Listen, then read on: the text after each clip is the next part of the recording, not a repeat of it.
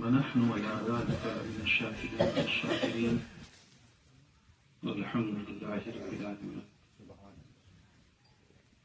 آئیے ہم اور آپ انتہائی ادب و احترام کے ساتھ سرور کونین جد الحسن والحسین امام انبیاء شفیع جزا صاحب قرآن حبیب رحمان نبی رحمت شفیع امت بفضل رب مالک جنت کی بارگاہ اقدس میں درود و سلام پیش کریں. اللہم صلی وسلم علی سیدنا و مولانا و مولانا و مولانا محمد المصطفى صاحب الشفاعة والعنایہ وعلى آلہ و اصحابہ وعلى سیدی غوث اعظم الی یوم القیامہ. آج کا یہ عظیم الشان عرس غوث اعظم جو سرکار مدینہ کے فیضان کرم نوازشوں کی نگرانی میں کیا جا رہا ہے. ہم بہت قسمت والے فضل کی تعالیٰ اور خوش نصیب ہیں کہ اس سال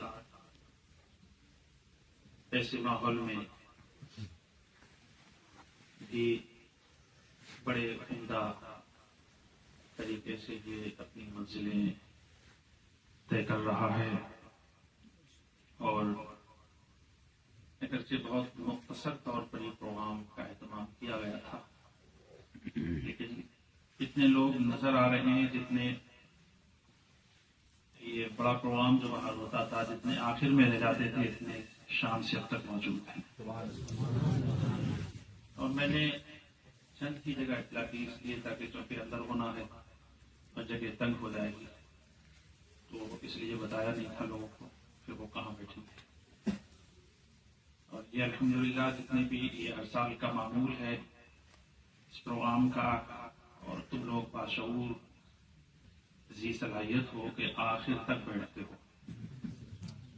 کئی لوگ ایسے ہیں جو ہم میں نہ رہے. قاضی عابد صاحب کے والد پوری رات پوری شب بیٹھتے تھے، اور آپ لوگ بھی الحمدللہ ایسے ہی ہو. اللہ تعالیٰ تمہاری عمروں میں برکت عطا فرمائے. بڑے بڑے عمدہ انداز میں ہمارے مہمانوں نے اپنے اپنے تاثرات پیش کیے. جس نے جو بولا اپنے طور پر اچھا بولا. اور اس پروگرام میں دور دراز سے میرے عزیز یہاں تشریف فرما ہے جو مجھے کتنا مانتے ہیں اس کا اندازہ آپ لوگوں کی ان کی تقریر سے ہو گیا ہوگا. جنہوں نے ابھی 2-4 سال میں واقفیت حاصل کی ہے، لیکن جن کو 20 سال ہو گئے ان کو ابھی تک یہ توفیق نہیں حاصل ہو سکی. یہ جب تک آئینہ صاف نہیں ہوتا ہے اس وقت تک اس لگے نہیں ہوتا. آئینہ دل کا آنکھ تو سب کے پاس ہوتی ہیں، لیکن جب تک قلب صاف نہیں ہوتا اس وقت تک حجاب کے پردے پڑ جاتے ہیں. اور الحمدللہ اس چیز کو حاصل کرنے کے لیے لوگوں نے بڑی بڑی محنتیں کی، بڑی بڑی پریشانیاں برداشت کی. اور الحمدللہ مجھے بھی یہ بڑی پریشانیاں برداشت کرنے کے بعد اور بہت کوشش مشقت کے بعد ایسے مرشد حاصل ہوئے کہ اگر ان کی ایک کرامت میں بیان کروں تو آپ کہیں گے کہ پوری دنیا میں جیسا کوئی ہے ہی نہیں. بڑا تو کوئی بھی عقیدت میں کسی کو کہتا وہ کہنا الگ چیز ہے، لیکن حقیقت بیان کرنا اتنی محنت کوشش کے بعد وہ چیز حاصل ہو گئی جن کے ذریعے ہم سرکار غوث اعظم کے بہت قریب ہو گئے. اور ہمیں اللہ کے شکر کے طور پر کہتے ہوئے تحریص نعمت کے طور پر یہ فخر حاصل ہوتا ہے کہ ایسی نعمتیں ہمیں پروردگار عالم نے ادا کی ہے۔ اب چونکہ وہ محفل کے اعتبار سے گفتگو کی جاتی ہے کہ جو باتیں محفل سمجھ ہی نہ سکے وہ باتیں بیان نہیں کی جاتی ہیں، بڑا آسان کرنے کی کوشش کی جاتی ہے تاکہ آپ کے دل دماغ تک وہ چیز پہنچ جائے۔ کافی دیر سے منقبتوں کا دور تھا، جو کہ ہم نے اپنے ذوق میں جو کلام لکھے ہیں اور ہم اپنے طرز کے طور پر انہیں پڑھواتے ہیں، یہ طرز ان کی نہیں ہے، یہ خود ہم نے ان کو دی ہے۔ ہماری طرز ہمارے انداز کے مطابق جو کلام نہیں پڑھا جاتا ہے، جس میں جذبیت کیفیت نہ ہو، ہم اس کلام کو رکوا دیتے ہیں۔ ایک کلام اور تھا، ہم نے رکوا دیا 3-4 اشعار کے بعد۔ یعنی رکت جذبیت کا مطلب یہ ہے کہ آنکھوں سے آنسو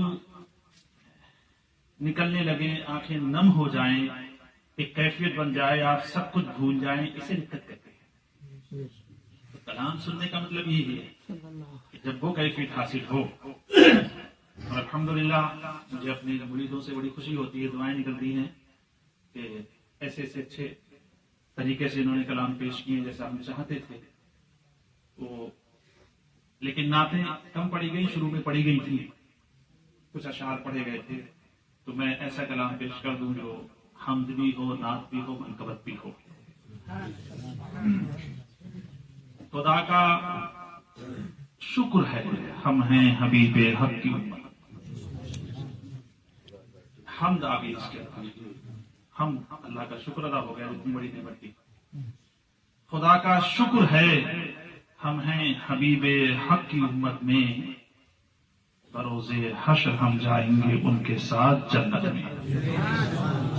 بروز حشر ہم جائیں گے ان کے ساتھ جنت میں۔ اور یہ نعت پاک کا شعر، نہیں پہنچو گے رب تک بے وسیلہ اے جہاں والو، نہیں پہنچو گے حق تک بے وسیلہ اے جہاں والو، یقین تم کو نہ ہو تو دیکھ لو قرآن کی آیت، یقین تم کو نہ ہو وابتغوا الیہ وسیلہ جو فرمایا قرآن کا، اس کی طرف اشارہ ہے۔ یقین تم کو نہ ہو تو دیکھ لو قرآن کی آیت میں، عرب ہو یا عجم چرچا یہی ہے سارے عالم میں، دنیا 2 حصوں میں تقسیم ہے، ایک عرب ایک عجم، اس میں سب کچھ آ جاتا ہے۔ عرب ہو یا عجم چرچا یہی ہے سارے عالم میں، نہیں ہے غوث اعظم سا کرامت میں ولایت میں، نہیں ہے غوث اعظم سا کرامت میں ولایت میں، نہیں ہے غوث اعظم سا کرامت میں ولایت میں، نہیں ہے غوث اعظم سا۔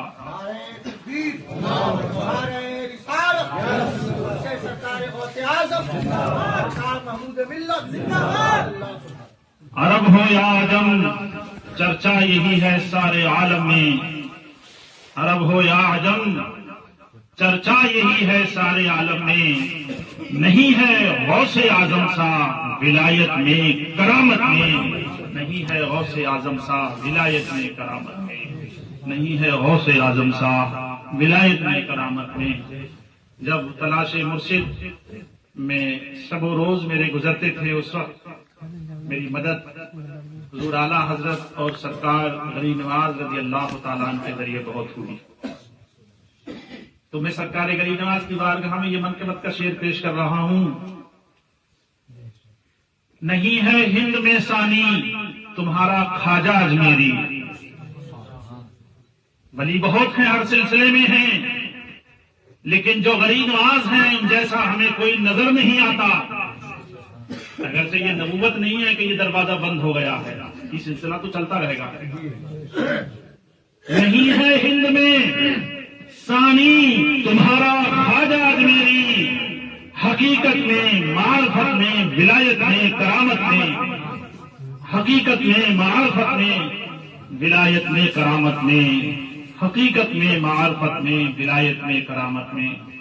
نہیں ہے ہند میں ثانی تمہارا خواجہ اجمیری، نہیں ہے ہند میں ثانی تمہارا خواجہ اجمیری، حقیقت میں معرفت میں طریقت میں ولایت میں، حقیقت میں معرفت میں طریقت میں ولایت میں، حقیقت میں معرفت میں طریقت میں ولایت میں، اور شبیہ غوث اعظم نہ کہوں مسعود کیوں تم کو شبیہ غوث اعظم نہ کہوں؟ مسعود کیوں تم کو جمال غوث اعظم ہے تمہاری نوری صورت میں، جمال غوث اعظم ہے تمہاری نوری صورت میں، اور شبیہ غوث اعظم نہ کہوں شبیر کیوں تم کو؟ شبیہ غوث اعظم نہ کہوں شبیر کیوں تم کو؟ کمال غوث اعظم ہے تمہاری پاک صورت میں، کمال غوث اعظم ہے تمہاری پاک صورت میں۔ کہا عرب و عجم نے اس صدی کے تم مجدد ہو، کہا عرب و عجم نے اس صدی کے تم مجدد ہو، مجدد کی نشانی دیکھی تھی جب اعلیٰ حضرت نے، مجدد کی نشانی دیکھی تھی جب اعلیٰ حضرت نے۔ دعا محمود کی ہے یا الہی تجھ سے بس اتنی، دعا محمود کی ہے یا الہی تجھ سے بس اتنی، جیے اور موت بھی آئے ہمیں تیری اطاعت میں، جیے اور تکبیر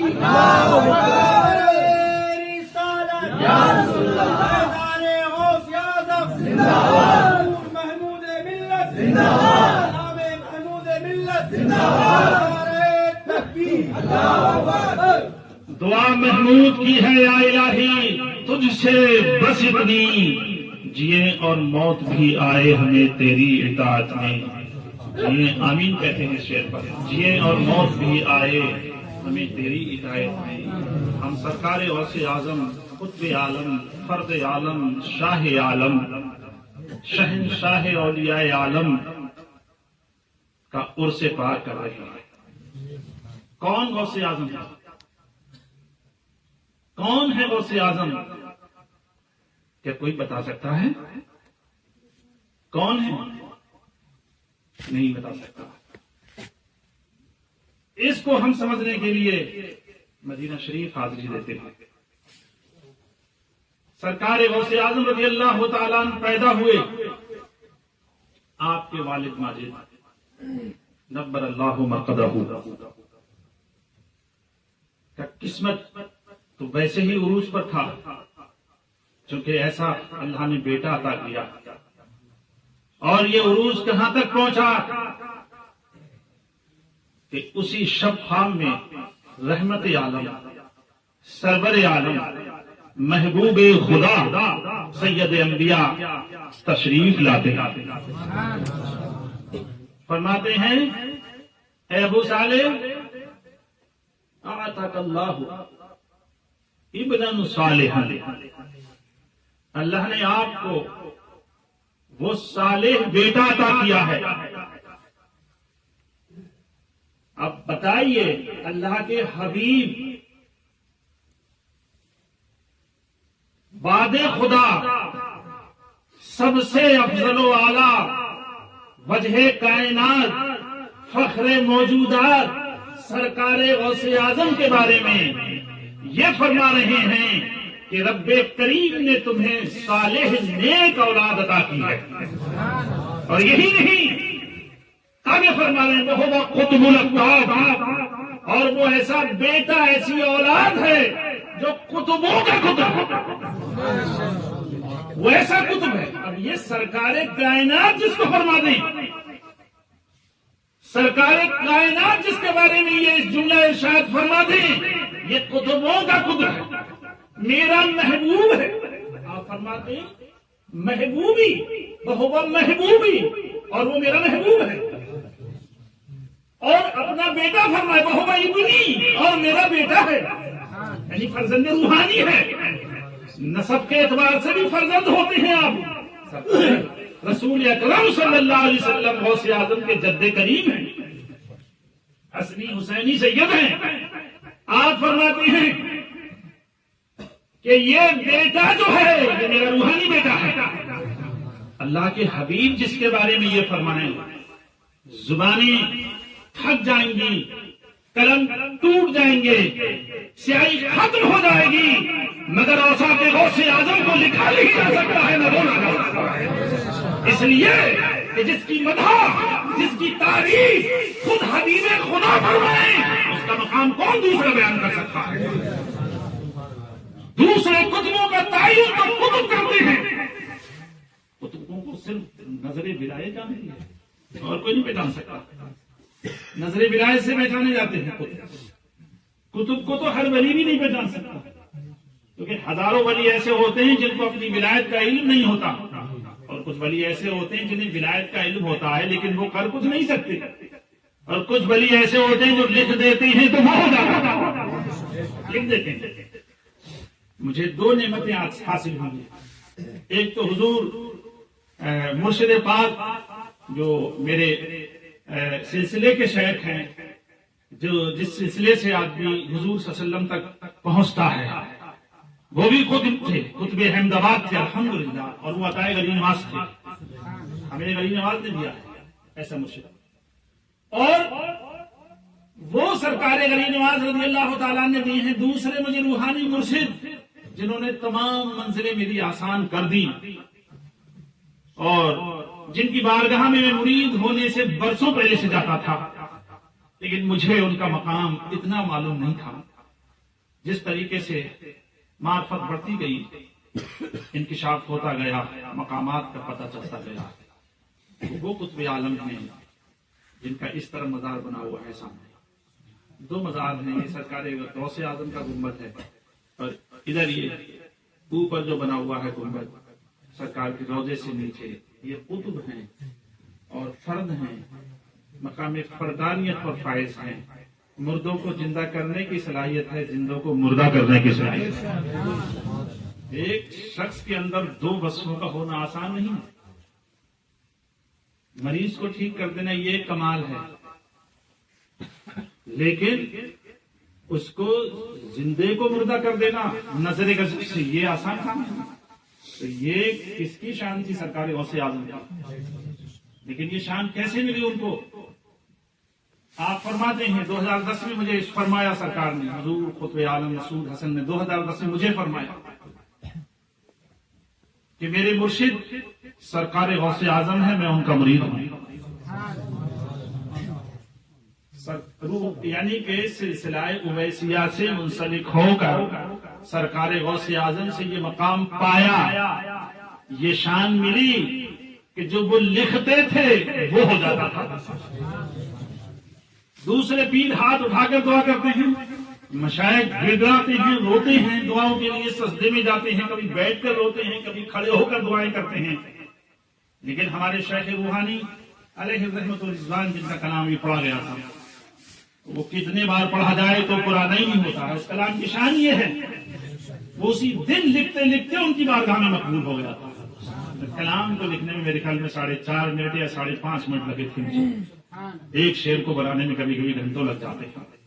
بیٹھا، فجر کی نماز پڑھی، شاید کرسی ڈال دی گئی گنبد کے سامنے، بس قلم اٹھایا، جیسے ہی کچھ پتا ہوا بس لکھنا شروع کر دیا. تو وہ لکھتے ہیں، منہ سے نہیں بولتے ہیں.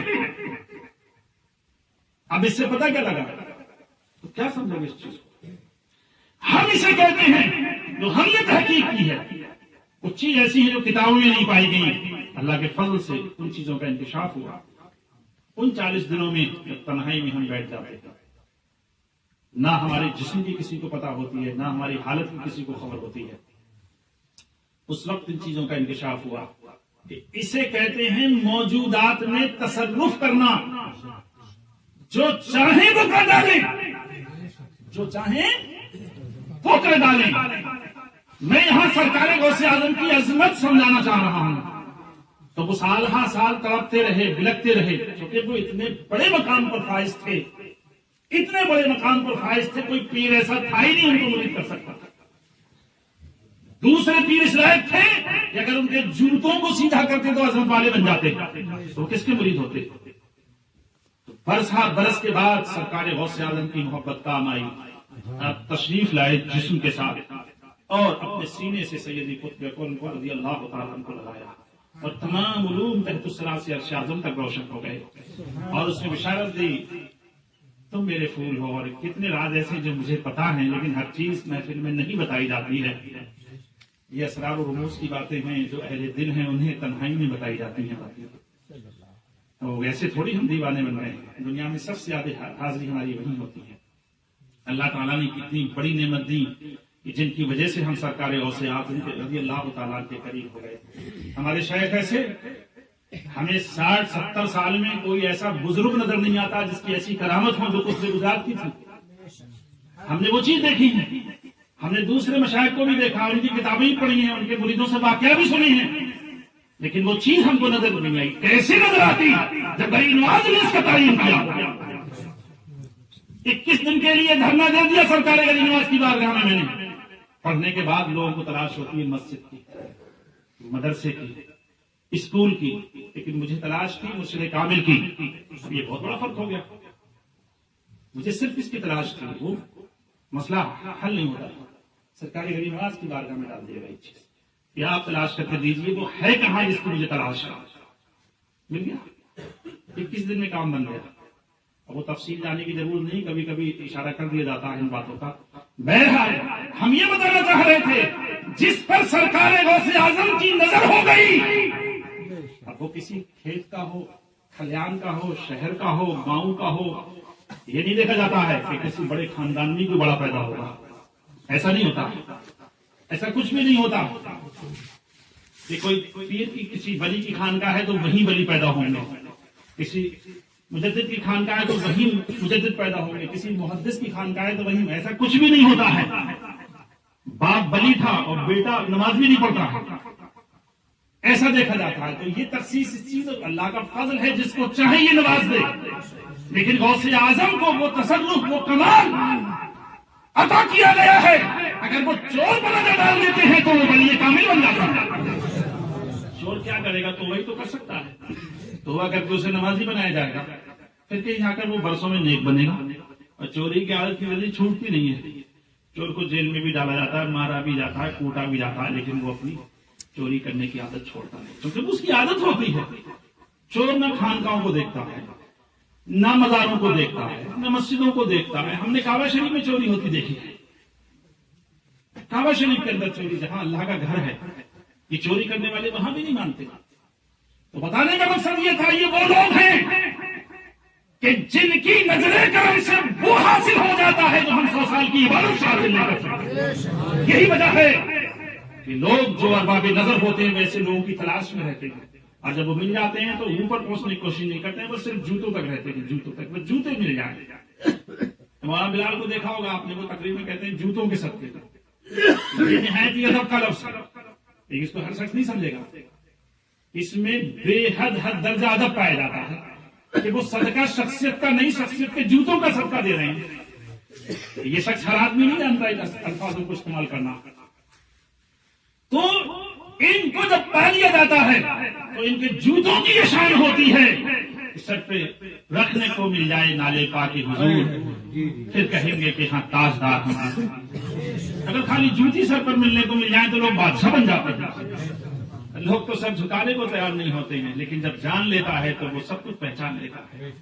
علامہ فضل حق خیرآبادی, علامہ وجیہ الدین گجراتی, احمد آبادی, 400 سال پہلے ایسے عالم تھے.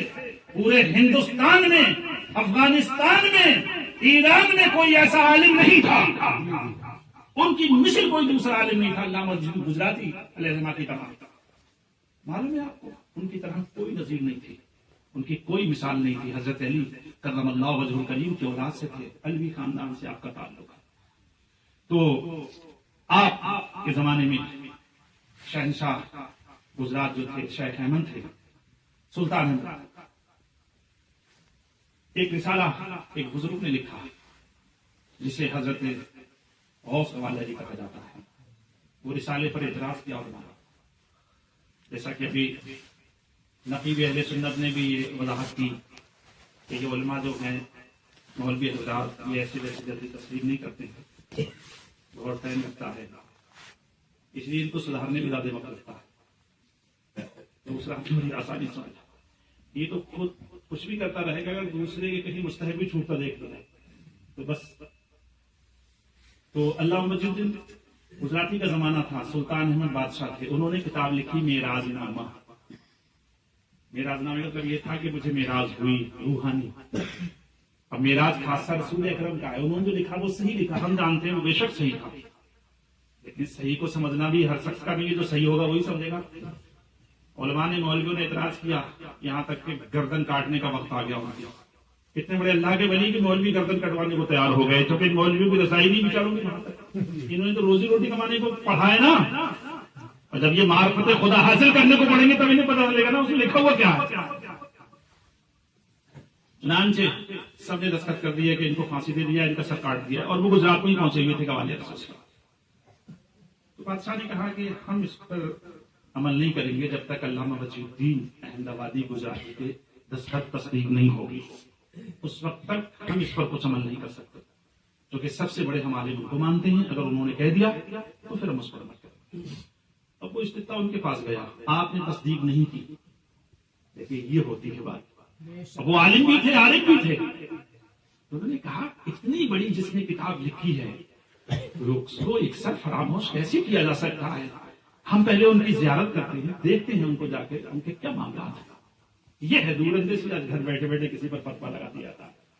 کوئی کہہ دے فلاں چور ہے، اچھا چور ہے، وہ چوری کرتا ہے، وہ چوری کرتا ہے، وہ ایسا ہے.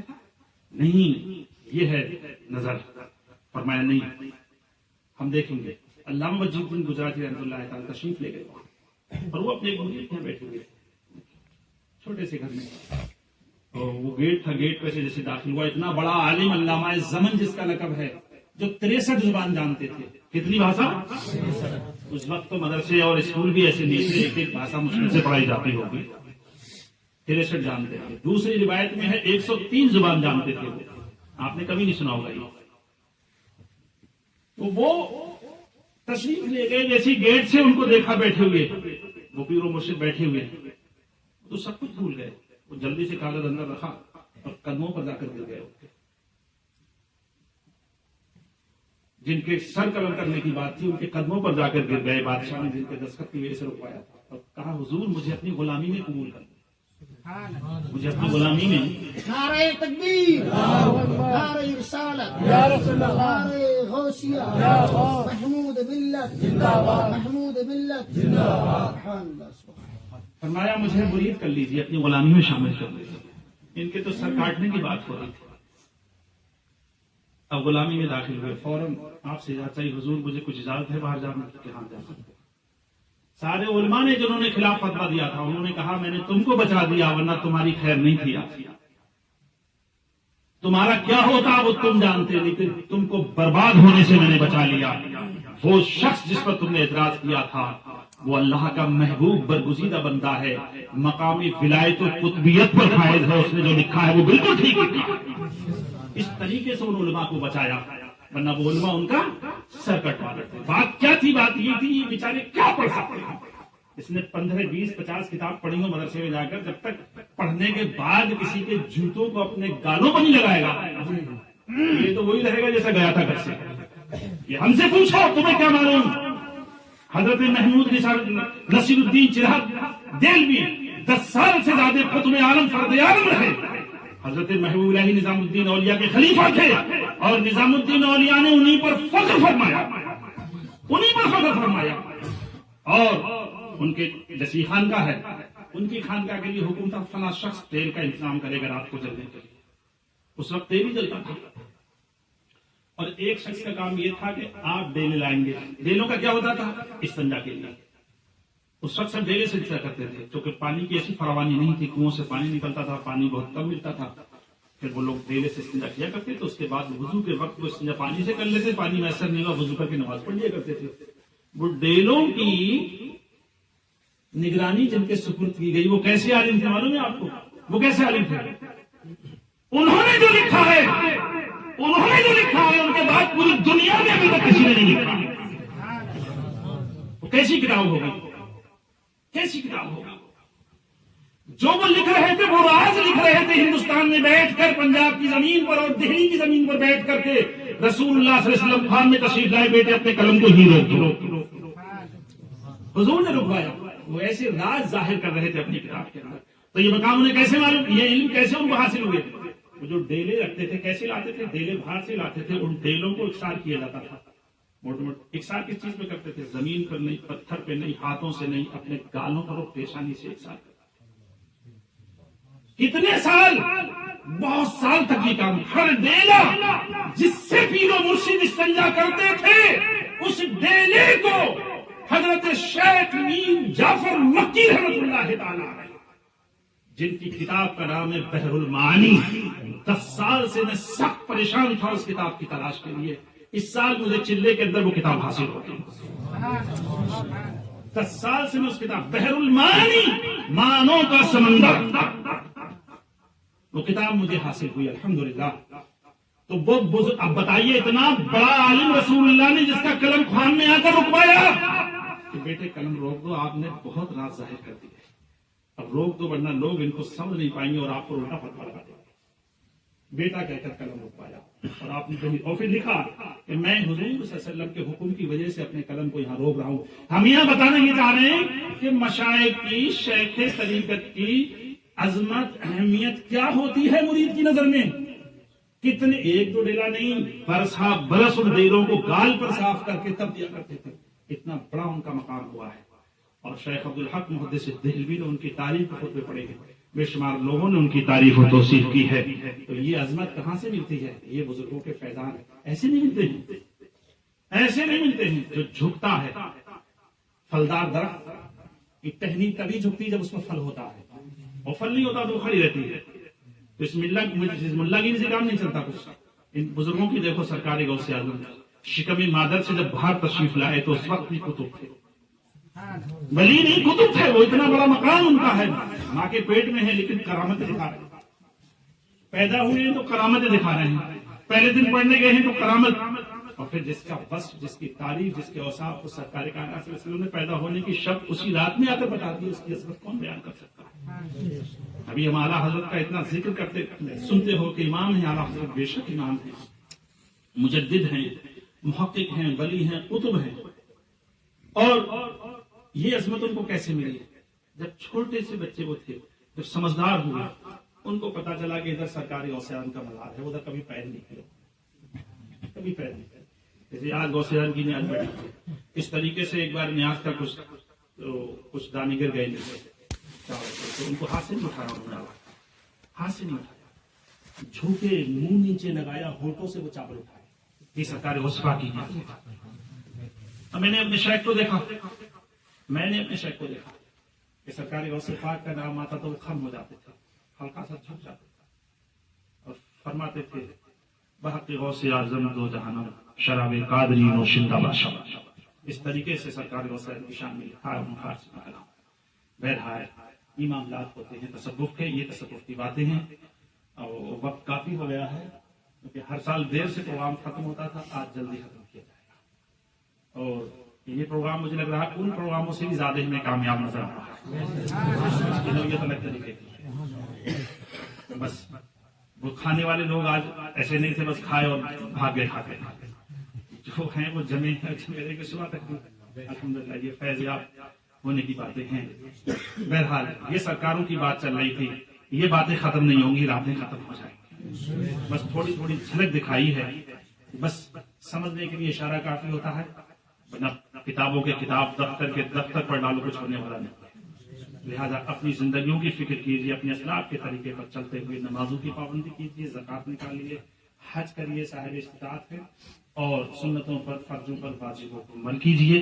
یہ تصوف کی باتیں تھیں، اور تصوف کی وجہ سے لوگ کہاں سے کہاں پہنچتے ہیں۔ یہ میرے دہنے بیٹھے ہوئے ہیں جو مفتی محی الدین بنگال سے تشریف لائے، آسام والے، یہ لوگ ایسے ہیں مجھے چاہتے ہیں کہ شاید 10 بار میں وہاں جاؤں، اتنے اتنے بڑے پروگرام یہ ہیں، مجھے بلا کر کے اتنے بڑے پروگرام کیے ہیں، اور حیرت میں لوگ پڑ جاتے تھے، اور ایسے سے وہاں واقعات پیش آئے ہیں، معاملات، ان لوگوں کی عقیدت محبت دیکھ کر کے میں کچھ منع نہیں کر پاتا، یہ میں نے یہی سمجھانے پر رہتا ہوں، یہ تو کنٹرول سے باہر ہو جاتے ہیں، بتاتا ہوں کہ بھئی یہاں سے یہاں، یہاں سے یہاں، لیکن یہ پھر بھی اپنے آپ پر ان کا عقیدت، ان کے معاملات جو میں دیکھتا ہوں وہ عجیبی طریقے کے ہیں، تو ایسے لوگوں کی طرف دل خود بخود جھک جاتا ہے دینے کے لیے، وہ مانگنے کی ضرورت نہیں ہوتی۔ اب یہ گھر سے نکلے ہوئے ہیں، جب گھر سے پھول آ رہے ہیں، 21 دن ہو گئے نکلے ہوئے، کہا نہیں، جب تک اجازت نہیں ملے گی جو چاہو کر لو، جو چاہو سوچو، ہم آنے والے نہیں ملے، یہاں سے اگر اجازت ملے گی تب آئیں گے، ورنہ کوئی ایسا مسئلہ نہیں، کچھ بھی ہو برداشت کر لیں گے لیکن جان نہیں سکتے۔ اس طریقے کے لوگ ہیں، اور ان سے لوگوں کو راستے ملتے ہیں۔ ایک بہت بڑا آدمی آ کر کے، بہت بڑا نیتا آ کر کے مرید ہوا ہے، ان کی باتیں سن کر، ان کی تربیت سے جو بھی ایک رات لے کر کے گیا ہے، عجیب طریقے کا آدمی، ان کی صحبت میں بیٹھ کر کے آتے ہی میرے قدموں پر سر رکھ دیا، سر ہی نہیں اٹھایا۔ ایسا آدمی تو کہیں جھکتا ہی نہیں ہے۔ تو میں نے کہا آپ بیٹھیے، آرام سے بیٹھیے۔ پھر 1 گھنٹے کے بعد پھر سر رکھ دیا قدموں پر۔ پھر کچھ دیر کے بعد پھر وہی گفتگو، صبح کو کہ مجھے بیعت کر لیجیے، مجھے بیعت کر لیجیے، بیعت کر لیجیے۔ ایسا آدمی کو بیعت کیا جانے جس کا اتنا بڑا معاملہ ہے، لیکن جب اچھے لوگوں کی صحبت میں آدمی بیٹھتا ہے تو اچھا ہی بندہ چلا جاتا ہے۔ علامہ رومی فرماتے ہیں صحبت تالے ترا تالے کنت، صحبت صالح ترا صالح کنت۔ اور نیز فرماتے ہیں ہر کے خواہد ہم نشین با خدا، گو نشینت در حضور اولیاء۔ یعنی خدا کے ولی کے پاس بیٹھنا، خدا کے پاس بیٹھنا۔ آپ خدا کے پاس بیٹھنا چاہتے ہیں تو کسی ولی کے، اللہ کے ولی کے پاس بیٹھنا ہے۔ اور قطب عالم کے پاس بیٹھ گئے تو سمجھو اور اللہ کے قریب ہو گئے، کیونکہ ولی لفظ عام ہے، ولی میں بہت سی قسم ہوتی ہیں، لیکن قطب سے بڑا کوئی نہیں ہوتا، پھر وہ کوئی قطب عالم ہوتا ہے۔ اللہ نے کتنی نعمتیں دی ہیں، کس زبان سے اس کا شکر ادا کر سکتے ہیں۔ بس پروردگار سے دعا ہے اسی طریقے پر چلتے ہوئے موت عطا فرمائے، اپنی اپنے حبیب کی محبت میں، اطاعت میں ہمیں موت عطا فرمائے، اور